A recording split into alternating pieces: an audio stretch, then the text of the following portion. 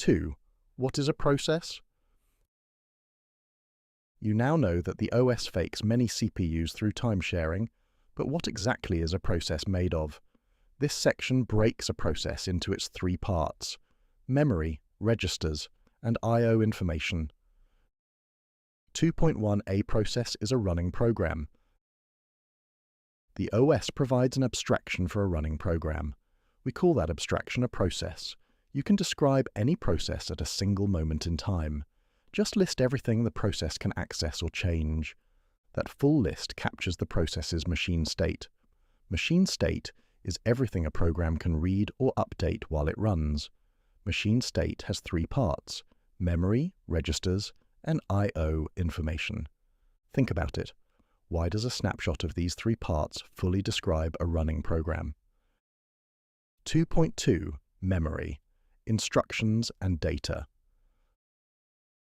The first part of machine state is memory. A program's instructions live in memory. The data that the program reads and writes also sits in memory.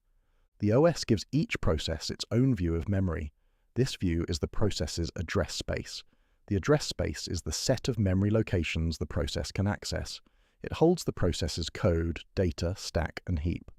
Think about it. Why would the OS give each process its own address space instead of letting all processes share one pool of memory? 2.3 Registers, Tracking Execution. Beyond memory, registers form the second part of machine state. Many CPU instructions read or update registers. Registers hold small, fast access values that the CPU needs right now. One register stands out: the program counter, PC. The program counter stores the address of the next instruction to execute. Some systems call it the instruction pointer, IP. The program counter tells the CPU what to do next. Two other key registers manage the stack. The stack is a memory region for function parameters, local variables, and return addresses. Specifically, the stack pointer points to the top of the stack. The frame pointer points to the base of the current function's stack frame. Together, these two registers track function calls. Think about it. What would happen if the OS lost track of a process's program counter during a context switch? 2.4 I/O information, open files.